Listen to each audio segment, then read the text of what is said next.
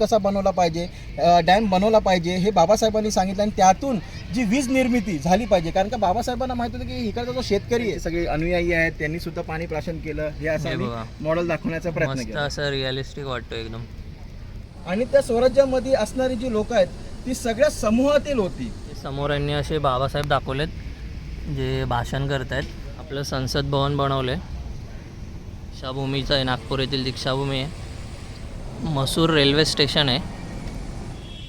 हे खूप छान असं बनवलं आहे बघा. हे राऊंड टेबल कॉन्फरन्स इथं बघा, यांनी खूप छान असं हे मॉडेल बनवलं आहे.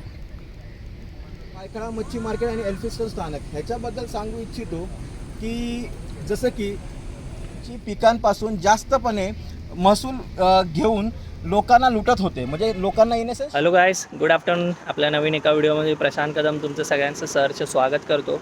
तर आज आपण जाणार आहोत खारघरमधील 3D मॉडेल एक्झिबिशनमध्ये. त्यामध्ये छत्रपती शिवाजी महाराज, डॉक्टर बाबासाहेब आंबेडकर, शाहू महाराज, तसेच महात्मा ज्योतिबा फुले, सावित्रीबाई फुले, संत तुकाराम महाराज, गाडगे महाराज यांचं एक्झिबिशन आहे. तर या महापुरुषांनी समाजात काय समाजकार्य केले आणि काय क्रांती घडवली त्याबद्दल हे 3D मॉडेल एक्झिबिशन आहे. तर चला आपण आतमध्ये जाऊन बघूया कसे असेल ते 3D मॉडेल. इथे आलेलो आहोत ते आपण बघत असाल. मस्त असा गेट बनवला आहे डॉक्टर बाबासाहेब आंबेडकर यांच्या 135वी जयंतीनिमित्त. आणि बघा इथे असं या ग्राउंडमध्ये जायचं आहे. इकडे पुढे त्यांनी मंडप वगैरे बांधला आहे. तर आपण आता आतमध्ये जाऊन बघूया. या साईडला असं मस्त असं एंट्री यांनी बनवले बघा. इथे मस्त असं पॅनल आहे, तक्षशिला बौद्ध सेवा मंडळ, घरकुल सेक्टर 15 खारघर. आणि इथून असं आतमध्ये जायला एंट्री आहे.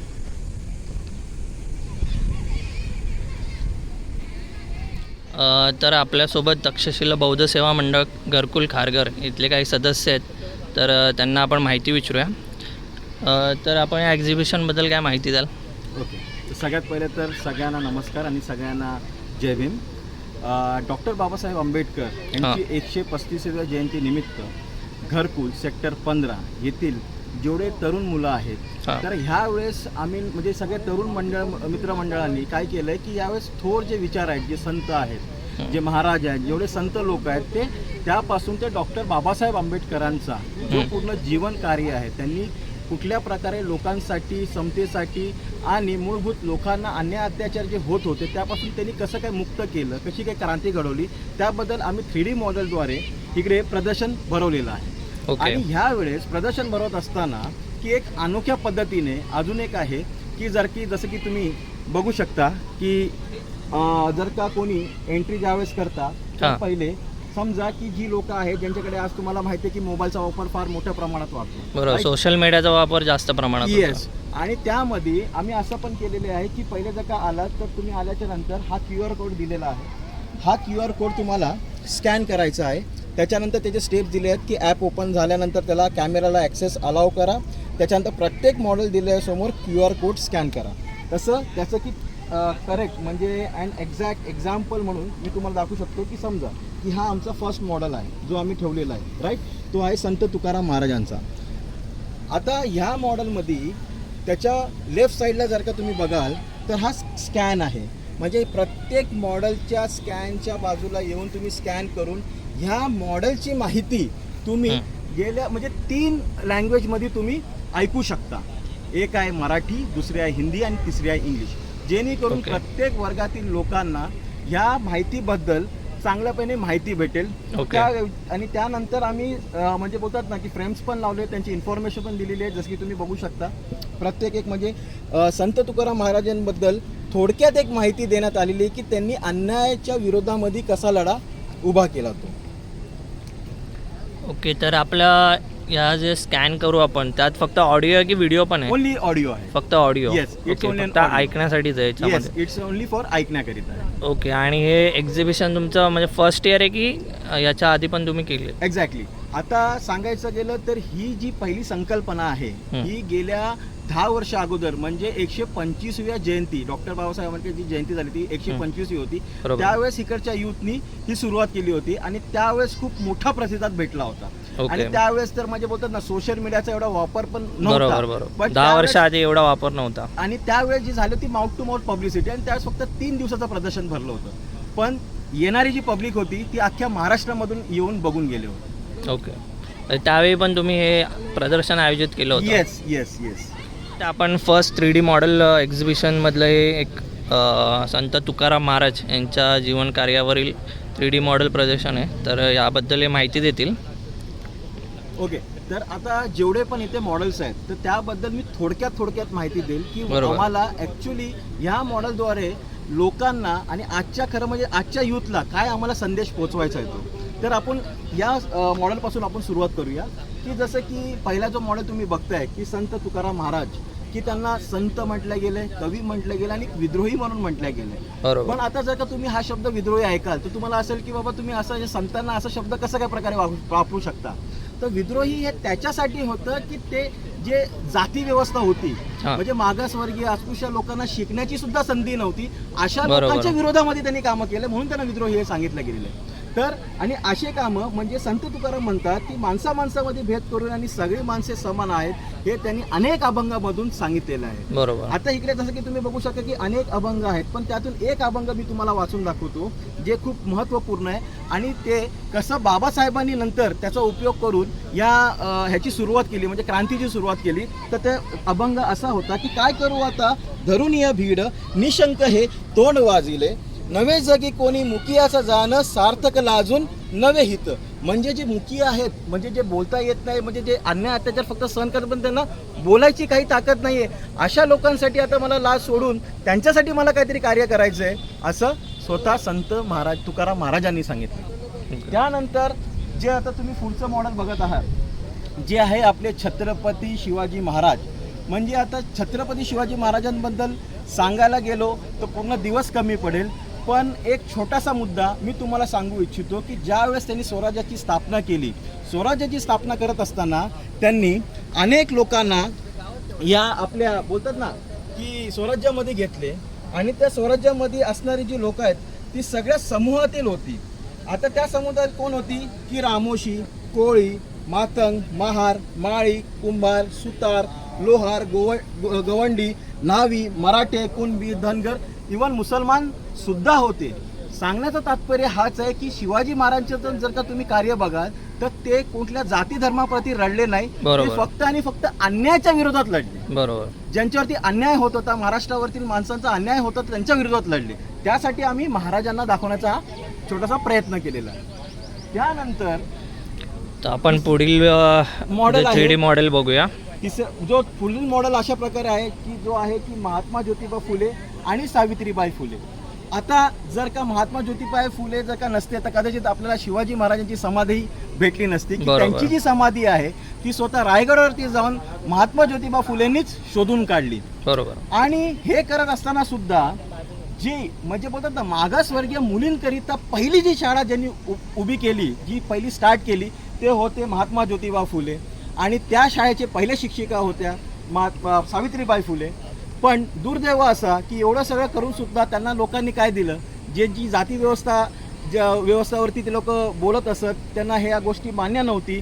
ते लोकांनी दगड फेकणे, शेण फेकणे, अशा प्रकारे शिव्या देणे, अशा प्रकारे त्यांनी क्रूर नीच प्रकारचं बोलतात ना कार्य केले. पण तरीसुद्धा ते थांबले नाही आणि त्यांनी ते कार्य करून दाखवलं आणि अशी क्रांतीला त्यांनी सुरुवात केली. म्हणून आम्ही हे दाखवण्याचा प्रयत्न केलेला आहे. आत्ता आपण हे पुढील मॉडेल बघूया त्याबद्दल हे आपल्याला माहिती देतील. जसं की पुढील मॉडेल छत्रपती शाहू महाराज आहेत ज्यांना आरक्षणाचे जनक म्हणून मानलं जातं. पण यांच्याबद्दल अजून एक गोष्ट सांगू इच्छितो की ज्यावेळेस माणगाव येथे परिषद भरली होती त्यावेळेस शाहू महाराजांनी जे बहुजन समाज होता त्यांना सांगितलं होतं की मला असं वाटतं की तुम्हाला आता तुमचा नेता भेटला आहे आणि तो तुमचं न्याय दिल्याशिवाय तो राहणार नाही. तर ही खूप मोठी गोष्ट त्यांनी केली होती माणगावच्या या परिषदेमध्ये. ओके. आता आपण पुढील मॉडेल बघूया. हे साहित्यरत्न अण्णाभाऊ साठे. जसं की तुम्ही बघू शकता नेक्स्ट मॉडेल आमचं आहे साहित्य सम्राट अण्णाभाऊ साठे. जागतिक स्तरावरील साहित्य ज्यांच्या आयुष्यामध्ये फक्त 1.5 दिवस शाळा आले पण आज ते जागतिक म्हणजे बोलतो ना जागतिक स्तरावरील साहित्यिक आहे. आणि दुसरी गोष्ट म्हणायचं तर त्यांनी सुद्धा अनेक आपल्या कार्यापासून म्हणजे ह्या जे समाजामध्ये जे होणाऱ्या अन्याय अत्याचार विरुद्ध त्यांनी पण खूप मोठं कार्य केलं. त्यांनी अनेक कादंबऱ्या त्यांनी म्हणजे बोलतात ना स्टोरीज वगैरे त्यांनी खूप लिहिलेल्या आहेत. बरोबर. आणि पण त्यावरती त्यांना एक गोष्ट कळून आली की जर का या माणसांना ह्याच्यातून मुक्त व्हायचं असेल अन्यायापासून, तर बाबासाहेबांनी सांगितलेल्या गोष्टी पुन्हा त्यांनी फॉलो केल्या पाहिजे. म्हणून स्वतः अनुभव साठे सुद्धा म्हणतात की जग बदल घालून गाव मज सांगून गेले भीमराव. मऊ येथील स्मारक आहेत डॉक्टर बाबासाहेब आंबेडकर यांचं जन्मस्थळ आहे मऊ मध्य प्रदेश येथील. यांनी 3D मॉडेल्स इथे बनवले. हे बघा खूप छान आहे असं. त्याबद्दल हे आता दादा थोडी माहिती देतील आपल्याला. त्यानंतर की जसं की डॉक्टर बाबासाहेब आंबेडकर म्हणजे त्यांचे जे वडील होते ते मिलिटरी मध्ये होते. ओके, मध्य बरं, प्रदेश सुभेदार म्हणून. आणि ऍक्च्युली महू म्हणून फक्त एकच होऊ शकते की जसं की बघू शकता ते त्यांचं तिथं जन्माला आले, त्यांचं तिथं स्मारक आहे, त्यांचं ते घर होते दाखवण्याचा आम्ही प्रयत्न केलेला आहे. पण एक गोष्ट सांगतो की महू हे नाव कसं पडलं. ऍक्च्युली महूचा जो फुल फॉर्म आहे तो आहे मिलिटरी हेडक्वार्टर ऑफ वॉरियर, बरोबर, म्हणून त्याला महू म्हटलं जातं. हे आम्हाला सांगायचं. आणि आता हे तुम्ही बघत असाल मसूर रेल्वे स्टेशन आहे. ह्याबद्दल काय म्हणजे कोणतीही घटना घडली होती बाबासाहेबांच्या जीवन काळामध्ये? एक्झॅक्टली. ही मसूर रेल्वे स्थानकावरतील एक अशी घटना आहे की बाबासाहेब ज्यावेळेस 9 वर्षाचे होते त्यांच्यासोबत त्यांचे भाऊ आणि त्यांचे पुतणे ते आपल्या वडिलांना भेटायला जात होते. पण तिथून ते म्हणजे त्या रेल्वे स्थानकावरून वडिलांना भेटण्याची जो डिस्टन्स होता तो 10 मैल होता. पण जो टांगेवाला होता ते अस्पृश्य आहेत म्हणून त्यांना घ्यायला रेडी नव्हता. किंवा 10 मैल म्हणजे आता किती किलोमीटर म्हणजे? यू कॅन सी 10 ते 15 किलोमीटर. Okay, 15 kilometre. ओके, म्हणजे जे चालून जाणं म्हणजे त्यांना शक्य नव्हते. आणि त्यासाठी त्यांनी टांगेवाल्याला विचारलं तर टांगेवाला त्यांना घेऊन जायला रेडी नव्हता. टांगेवाला बोलला की तुम्ही अस्पृश्य आहात म्हणून आम्ही तुम्हाला घेऊन जाऊ नाही शकत. त्यासाठी त्यांनी दुप्पट पैसे सुद्धा दिले तरी तो टांगेवाला जी टांगा आहे तो हाकायला रेडी नव्हता. तो मागे मागे चालत आला. टांगा त्यांच्या भावानीच हे म्हणजे चालवत नेले. आणि अख्ख्या या पूर्ण प्रवासामध्ये कुठल्या एकाही गाववाल्याने त्यांना पाणी सुद्धा विचारलं नाही. पण हा जो घात आहे बाबासाहेबांच्या मनात तो फार कमी वयामध्ये आला. ते म्हणून मसूर रेल्वे स्टेशन हे दाखवण्याचा ह्याच्या मागचा उद्दिष्ट. ओके, तर आता आपण पुढील मॉडेल बघूया. हे यांनी काय BIT चाळ आहे ना, परेल, येस, बायकाळा मार्केट आणि एल्फिस्टन स्कूल. आता BIT चाल, परेल, बायकाळा मच्छी मार्केट आणि एल्फिस्टन स्थानक ह्याच्याबद्दल सांगू इच्छितो की जसं की रामजी सपकाळ, ओके, जेव्हा ते मुंबईमध्ये आले, ज्यावेळेस ते मुंबईमध्ये आले त्यावेळेस ते राहायला ही BIT जी चाळ आहे, ओके, परेलची, ही दाखवण्यात आलेली आहे. आणि बाबासाहेबांचं ॲडमिशन पाठवत असताना हे एल्फिस्टन स्टेशनमध्ये करण्यात आलं, एल्फिस्टन स्कूलमध्ये, म्हणून एल्फिस्टन स्कूल दाखवण्यात आलं. आणि त्यांचं जे लग्न आहे म्हणजे त्यावेळेस एक प्रथा होती की बाबासाहेब 10वी झाल्याच्या नंतर त्यांचं लग्न झालं होतं. बरोबर. ओके, 15 ते 16 वर्षाचे होते, लहान होते. आणि त्यावेळेस जे लग्न आहे ते बायखाळा मच्छी मार्केटमध्ये झालं होतं. हे आम्ही दाखवण्याचा प्रयत्न केला. खूप छान असं तुम्ही 3D मॉडेल बनवले, बघायला पण खूप छान वाटतं. तर तुम्ही इथे व्हिजिट करा आणि म्हणजे स्वतः येऊन तुम्ही बघाल त्यावेळी तुम्हाला बघायला खूप छान वाटेल. मोबाईलवरून एवढं तुम्हाला आयडिया येणार नाही याबद्दल. आता इथे कोलंबिया विद्यापीठ आहे न्यूयॉर्क, अमेरिका येथील. त्याबद्दल काय तुम्ही माहिती द्याल? एक्झॅक्टली, की अख्ख्या जगामध्ये बाबासाहेबांनी कोलंबिया विश्वविद्यालय म्हणजे विद्यापीठच, युनिव्हर्सिटीच का निवडली? कारण का इकडे असणारे जे 2 विषय मुख्यातमध्ये अँथ्रोपॉलॉजी आणि सोशल सायन्स, ह्याच्यामध्ये त्यांना विशेषतः त्यांना रुची होती. कारण का ते लोक त्यावेळेस त्या गोष्टीला घेऊन खूप फॉरवर्ड होते. आता तुम्हाला एक माहित असेल, एक रेसिझम हा एक प्रकार तुम्हाला USA पण बघायत. आणि त्यावेळेस आपल्या इकडची जी जाती व्यवस्था होती ती एक प्रकारची सेम टू सेमच होती. पण ते त्या लोकांना एवढे मारत होते फॉरवर्ड असल्यामुळे बेसिकली बाबासाहेबांनी इकडे ॲडमिशन घेतला. तिकडे बाबासाहेबांनी PhD सुद्धा घेतल्या. आणि एक गोष्ट मी सांगू इच्छितो की बाबासाहेबांनी ज्यावेळेस तिकडे एक पेपर प्रेझेंट केला होता त्या पेपरला त्यांनी the top most literature of the world in the month असा कास्ट इन इंडियावरती हा निबंधाला त्यांनी शीर्षक दिले होते. आणि आज सुद्धा जर का तुम्ही युनिव्हर्सिटीला जाल तर तुम्हाला बाबासाहेबांचा पुतळा म्हणजे अर्धा पुतळा तुम्हाला दिसेल. बरोबर. आणि त्यावेळेस बाबासाहेब फक्त आणि फक्त 25 वर्षाचे होते. म्हणजे आज आपण 25 वर्षाचे असताना काय करतो त्यावेळेस बाबासाहेब काय करत होते. बरोबर, ते खूप अभिमानाची गोष्ट आहे आपल्या प्रत्येक भारतीयांसाठी. आणि हे काय आहे? आता हे बडोदा पॅलेस आहे जे सयाजीराव गायकवाड, कारण का यांच्या आयुष्यामध्ये महत्त्व यासाठी आहे की बाबासाहेबांना ज्यावेळेस ते विश्वविद्यालय कोलंबिया विद्यापीठात ज्यावेळेस ते गेले, जी स्कॉलरशिप होती ती ह्यांच्या थ्रू भेटली होती. बरोबर. म्हणून हा बडोदा पॅलेस दाखवण्याचा आम्ही प्रयत्न केला. पॅलेस पण खूप छान असं बनवलं यांनी. हे बघा,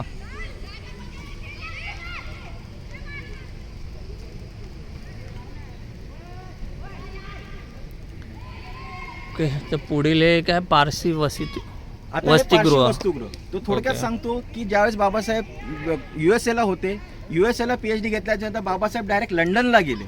पण लंडनला गेल्याच्या नंतर लंडन म्हणजे लंडन स्कूल ऑफ इकॉनॉमिक्स या युनिव्हर्सिटीमध्ये त्यांनी ॲडमिशन घेतलं. पण त्यांची स्कॉलरशिप मध्येच संपली आणि त्यांना परत भारतात परतावं लागलं. भारतात परतावं लागल्यामुळे जे बडोदा सरकारकडे जी स्कॉलरशिप घेतली होती त्यांच्याकडे त्यांना काम करायचं होतं, म्हणून ते तिकडच्या बडोदामध्ये पारशी वसतिगृहामध्ये खोटे बोलून राहिले. पण ज्यावेळेस लोकांना कळलं की हा माणूस अस्पृश्य आहे, दलित आहे, ते पारशी लोक काट्या घेऊन बाबासाहेबांना मारायला आले. त्यांचं जे सगळं सामान होतं त्यांनी बाहेर फेकलं आणि त्यावेळेस बाबासाहेब म्हणतात की मी जर माझ्या लोकांचा उद्धार करू शकलो नाही तर स्वतःला गोळी घालून घेईन, असा दृढ संकल्प बाबासाहेबांनी केला. ज्या ठिकाणी या संकल्प केला ती भूमी आता संकल्पभूमी म्हणून नावरूपाला आली. आता आपण हे मूकनायक बघू शकता, जे बाबासाहेबांनी जे वृत्तपत्र चालू केलं होतं, तर याबद्दल काय आपण माहिती द्याल? हा, जसं की तुम्ही मागच्या ह्याला बघितलं मॉडेलला की बाबासाहेबांनी संकल्प केला आणि त्याची क्रांतीची सुरुवात बाबासाहेबांनी मूकनायक ह्या वृत्तपत्रापासून केलं. आणि जसं की आधी तुम्ही जे ऐकलं होतं, जे संत तुकाराम महाराजांचं जे अभंग होतं की काय करू आता धरून या भीड, निशंक हे तोंड वाजविले, नवे जगे कोणी मुकियांचं जाणं, सार्थक लाजून नवे हित. म्हणजे बाबासाहेबांनी जी सुरुवात केली त्यांच्या मूकनायक ह्या वृत्तपत्राची ती संत तुकारामांच्या अभंगापासून, की आता मुकियांना तर नाही पण त्यांच्यासाठी मी बोललो पाहिजे आणि अशी ही क्रांती सुरुवात केली. आणि ह्याच्यानंतर बाबासाहेबांनी 2-3 पेपर पण त्यांनी काढले, जसं की बहिष्कृत भारत, जनता, समता, प्रबुद्ध भारत, असं त्यांनी वृत्तपत्र पण काढले. Okay, London school of economics, जसं की मी आधी पण सांगितलं होतं की बाबासाहेब कोलंबिया विश्वविद्यापीठात होते, तसेच ते UKला आले, म्हणजे लंडन स्कूल ऑफ इकॉनॉमिक्समध्ये. आणि अजून एक गोष्ट म्हणजे की त्यांची जी स्कॉलरशिप जेव्हा संपली होती तर त्यानंतर त्यांनी येऊन थोडेसे आपले पैसे जमा केले. पैसे जमा केल्यानंतर शाहू महाराजांनीही त्यांना मदत केलं. आणि त्यानंतर बाबासाहेबांनी इकडे एक पेपर रिप्रेझेंट केला होता, तो होता द प्रॉब्लेम ऑफ रुपीज. म्हणजे आज जी आपली जी RBI आहे, ज्याचा जो पाया आहे तो त्यातून घेतलेला आहे आणि त्याच्यामुळेच आज आपली RBI उभी आहे. तर त्यामुळे London school of economics and political सायन्सचा हा खूप म्हणजे बोलतात ना महत्त्व आहे. आणि हे युनिव्हर्सिटी दाखवलेली आहे. आणि बाबासाहेबांचं तिथे लंडनचं जे घर आहे, ज्या महाराष्ट्र शासनाने जे विकत घेतलेलं आहे, तर ते आम्ही दाखवण्याचा प्रयत्न केलेला आहे. इथं बघा, यांनी खूप छान असं हे मॉडेल बनवलं आहे.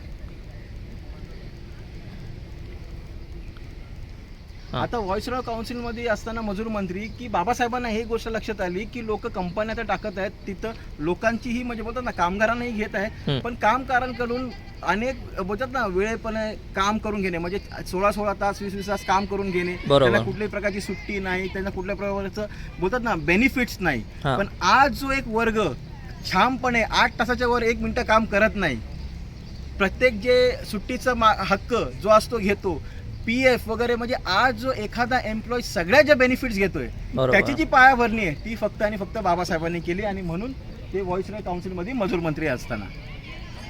आणि ह्याला एक कनेक्टेड अजून एक आहे, जसं की Damodar Valley Corporation electric grid नद्या जोड प्रकल्प. ह्यामध्ये मी तुम्हाला एक गोष्ट सांगू इच्छितो की व्हॉइसरॉयनी अजून बाबासाहेबांना 2 डिपार्टमेंट दिले, ते म्हणजे पाणी आणि वीज. आता बाबासाहेबांना माहित होतं की भारत हा भूखंड असल्यामुळे एकीकडे पाणी तर इकडे बोलतो ना सुका असतो, पण नदी जोडो जो प्रकल्प आहे हा बाबासाहेबांच्यामुळे बोलतात ना की त्यांचा खूप मोठा हात आहे. त्यासाठी आम्ही जो डॅम आहे, म्हणजे डॅम कसा बनवला पाहिजे, डॅम बनवला पाहिजे हे बाबासाहेबांनी सांगितलं. आणि त्यातून जी वीज निर्मिती झाली पाहिजे, कारण का बाबासाहेबांना माहित होतं की इकडचा जो शेतकरी आहे त्याला पाणी तर लागेल, कमी दरात कसं देऊ शकतो, पण त्यासोबत वीज किती महत्त्वाची आहे. आणि वीज डॅमपासून जी वीज निर्मिती होते, पहिली गोष्ट तर कसं खर्च कमी लागतो आणि पर्यावरणाला कुठली हानी होत नाही. तर त्यामुळे हा मॉडेल आम्ही दाखवण्याचा प्रयत्न केलेला आहे. आणि जसं की तुम्ही बघू शकता की national grid corporation, regional grid corporation या संस्थापाचा पाया सुद्धा डॉक्टर बाबासाहेब आंबेडकरांनी घातला होता. तर हे लोकांना आम्हाला सांगायचं आहे या मॉडेल. आपण इथे महाडचा सत्याग्रह 14 तळे, याबद्दल काय सांगाल आपण?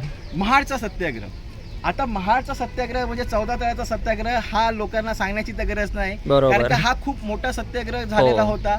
पण एकच गोष्ट मी सांगू इच्छितो की महाडचा सत्याग्रह एक असा सत्याग्रह आहे जो जगामधील कधीच असा सत्याग्रह कुठेच झाला नाही. कारण का प्रत्येक एका माणसाला काय तर एखाद्या प्राण्याला सुद्धा पाणी पियाची मुभा होती, पण इथे माणूस माणसाला पाणी द्यायला मागत नव्हता. तर हे मी सांगू इच्छितो या मॉडेलद्वारे. की जे बघा यांनी खूप असं छान असं हे मॉडेल बनवलं आहे. हे बघा आपण बघू शकता एकदम रिअलिस्टिक वाटतंय. की बाबासाहेब पहिले उतरले, त्यांच्या मागे त्यांची सगळी अनुयायी आहेत, त्यांनी सुद्धा पाणी प्राशन केलं. हे असं हे आम्ही बघा. मॉडेल दाखवण्याचा प्रयत्न मस्त केला. असं रिअलिस्टिक वाटतं एकदम. ठीक आहे, तर आपण हे पुढील मॉडेल बघूया. काळाराम मंदिरचा सत्याग्रह. सत्याग्रहाच्या नंतर काळाराम सत्याग्रह हा ह्याच्यासाठी होता की आम्हाला मंदिरामध्ये जाऊन देवाच्या पाया तर पडायचे नव्हते, पण हा एक जो सत्याग्रह होता तो माणसाला माणुसकीचा हक्क मिळवण्यासाठी. कारण का प्रत्येक ठिकाणी पाबंदी कशासाठी, बरोबर. पण हे करत असताना सुद्धा आमच्या लोकांना एक गोष्ट लक्षात आली की कितीही आम्ही कवटाळून बसलो तरी हिंदू धर्म आणि हिंदू धर्मातले देव आम्हाला मदत करायला येणार नाही ह्याची जाणीव आम्हाला चांगलेपणे भाजली. आणि त्यानंतर बाबासाहेबांनी ह्याची केससुद्धा लढली आणि ती केसचा निर्णय आपल्या बाजूनी पण लागला होता. म्हणून हा एक सत्याग्रह दाखवण्याचा आम्ही प्रयत्न केला. ओके, हे बघा इथे या मंदिराबद्दल माहिती दिलेली आहे यांनी. हे आपण हे पॉज करून वाचू शकता.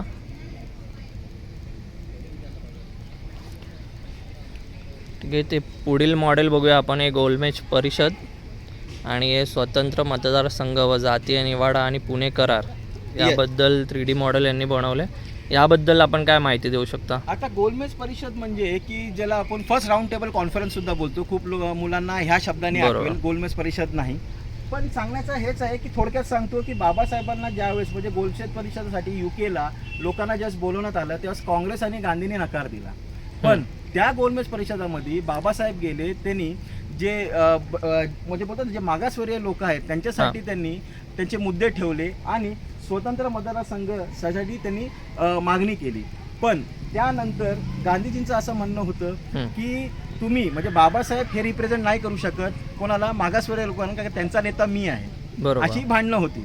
पण ज्या वेळेस जसं की तुम्ही मागच्या मॉडेलमध्ये महाड सत्याग्रह आणि काळाराम मंदिर हा सत्याग्रह झाल्यानंतर ब्रिटिशांनाही कळून आलं होतं की बाबा ह्यांचा खरा नेता कोण आहे. म्हणून त्यांनी त्यांच्या मागण्या तर मागितल्या, पण हे गांधीजींना मान्य नव्हतं. म्हणून येरवडा जेलमध्ये ऐतिहासिक असा जो एक निर्णय झाला त्याला की पुणे करार आणि इंग्लिशमध्ये त्यालाच पुणे पॅक्ट म्हटलं जातं. म्हणून हे आम्ही राऊंड टेबल कॉन्फरन्स आणि मध्यवर्ती कारागृह दाखवण्याचा आमचा प्रयत्न आहे. हे खूप छान असं बनवलं बघा, राऊंड टेबल कॉन्फरन्स आणि हे कारागृह पण एकदम छान असं बनवलं यांनी.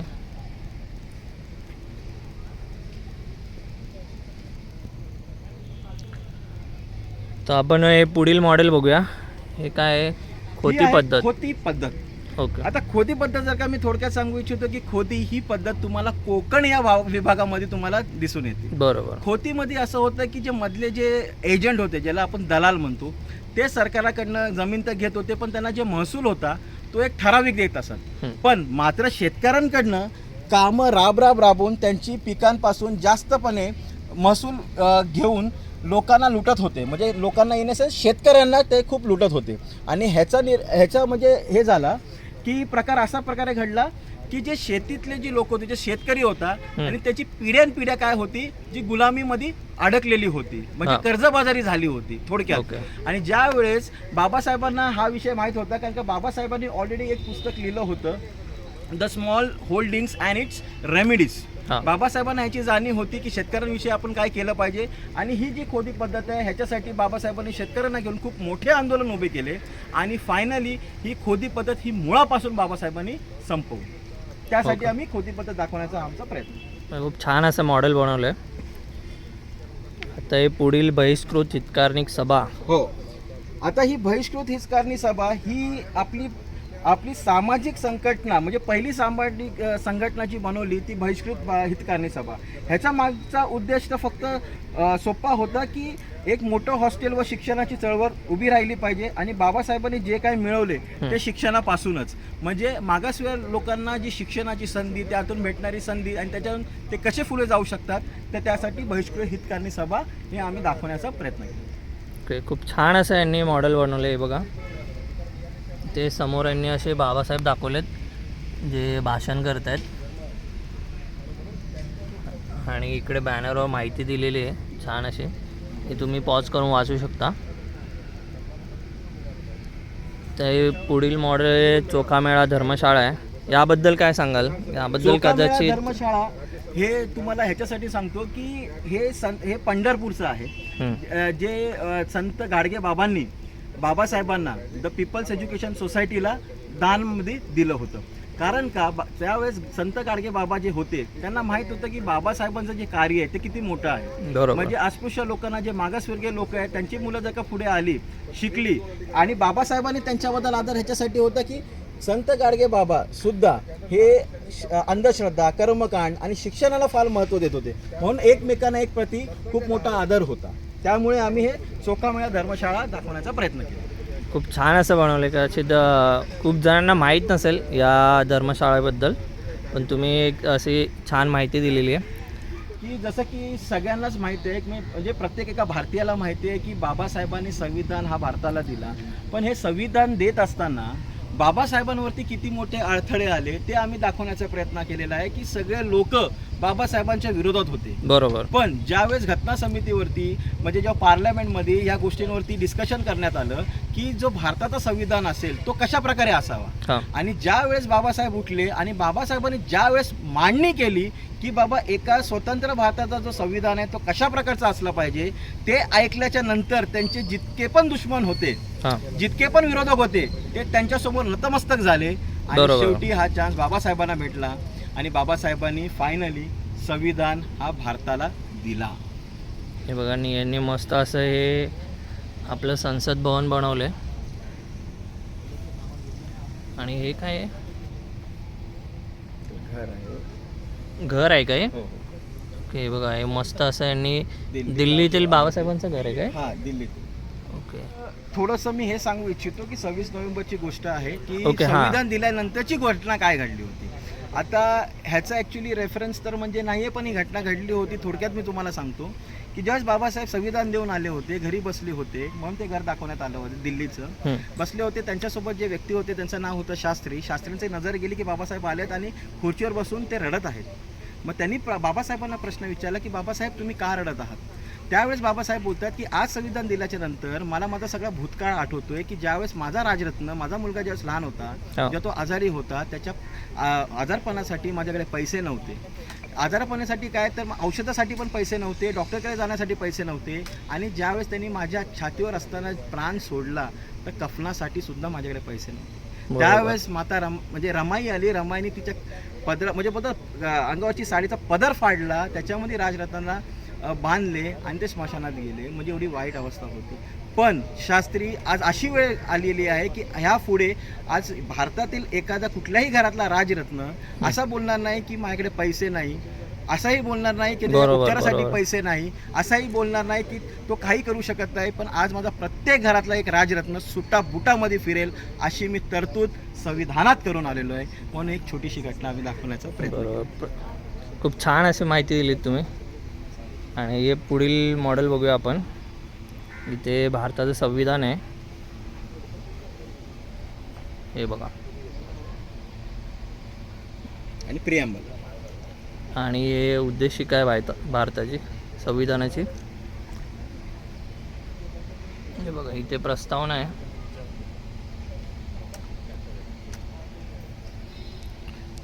ह्याच्याबद्दल काय माहिती द्याल आपण? आता भारतीय राज्यघटना आणि मूलभूत हक्क म्हणजे काय की बाबासाहेबांनी एकच गोष्ट सांगितली की जसे पुरुषांना अधिकार आहेत तसे स्त्रियांना सुद्धा अधिकार हवे. म्हणजे स्त्रियांनी सुद्धा माणसाच्या खांद्याला खांदा लावून चालले पाहिजे, तर आपल्या देशाची तरक्की होईल. आणि त्यासाठी काही मूलभूत अधिकार पण आहेत, जसं की समानतेचा अधिकार, स्वतंत्रता अधिकार, शोषणाविरुद्ध हक्क, धर्म स्वतंत्रता अधिकार, सांस्कृतिक आणि शैक्षणिक हक्क, संविधानिक उपचारिक अधिकार. म्हणजे हे आम्ही मूलभूत अधिकार एखाद्या भारतीयाचे काय आहेत हे आम्ही या मॉडेलद्वारे सांगण्याचा प्रयत्न केला.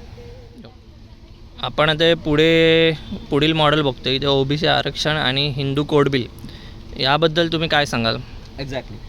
तर सांगायला गेलो तर मी आरक्षणाबद्दल तर पूर्ण दिवस कमी पडेल, पण थोडक्यात मी सांगतो. आणि हिंदू कोड बिल म्हणजेच की आरक्षणाचा ज्यावेळेस मुद्दा आला आणि बाबासाहेबांनी जेव्हा तरतूद करण्याची वेळ आली संविधानामध्ये, तर सगळ्यात अगोदर बाबासाहेबांनी जो विचार केला तो होता ओबीसींचा, ज्याला कलम 340 आहे. त्यानंतर 341 होता SC आणि 342 होता ST साठी.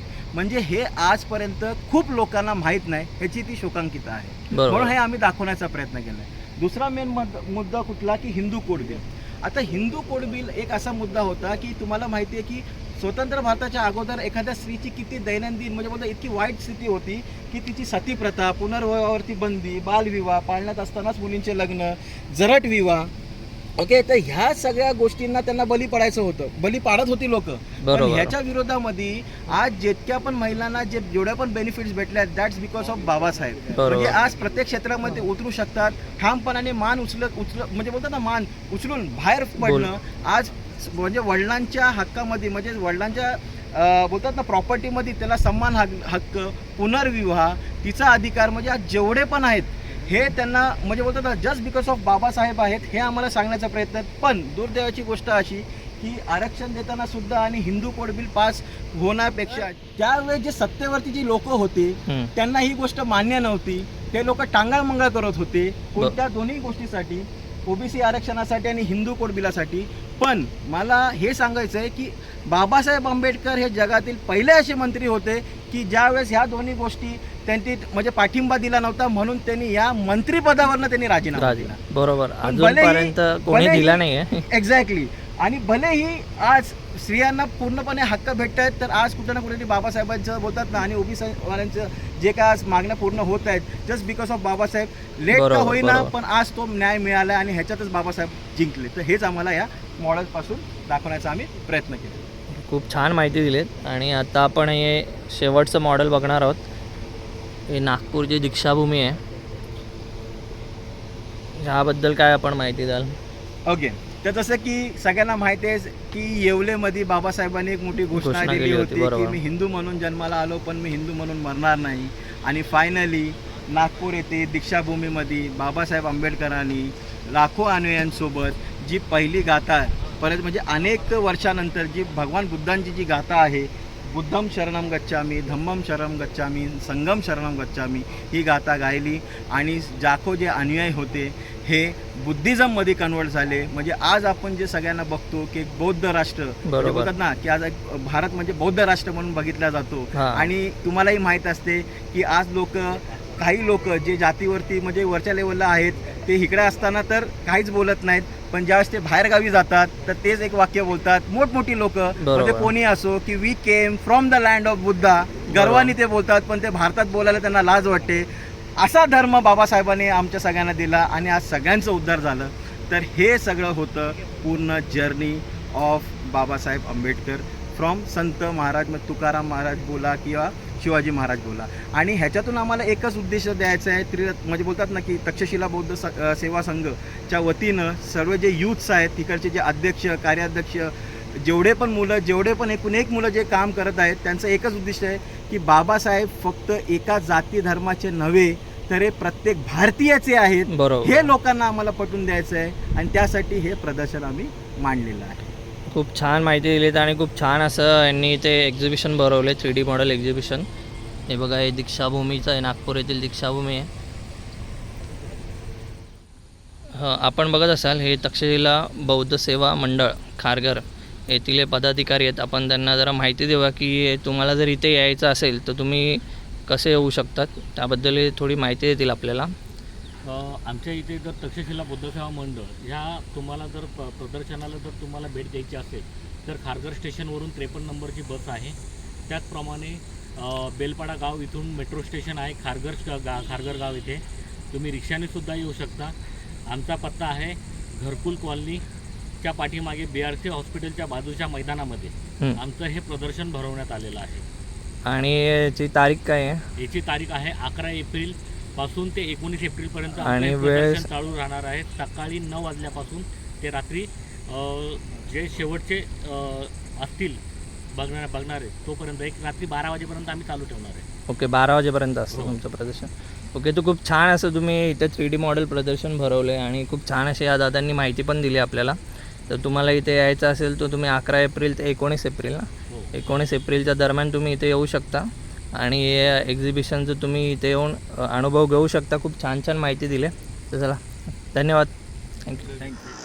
तर मंडळी, आपण या व्हिडिओच्या माध्यमातून बघितलं असेल खारघर येथील 3D मॉडेल एक्झिबिशन आणि खूप छान असं एक्झिबिशन भरवलं आहे. आणि तुम्हाला जर या एक्झिबिशनला यायचं असेल तर या व्हिडिओमध्ये संपूर्ण माहिती दिलेली आहे. तुम्ही 11 एप्रिल ते 19 एप्रिलच्या दरम्यान इथे या एक्झिबिशनला येऊ शकता. आणि खरंच समोरून बघायला खूप छान असं वाटतं आहे एक्झिबिशन आणि या दादांनी पण खूप अशी छान अशी माहिती दिलेली आहे. तर तुम्ही नक्की इथे व्हिजिट करा आणि आपला संपूर्ण व्हिडिओ आवडला असेल तर नक्की लाईक आणि कमेंट करा. आपल्या चॅनलला सबस्क्राईब करा. लवकरच भेटू पुढील व्हिडिओमध्ये. तोपर्यंत स्वतःची काळजी घ्या. चला बाय.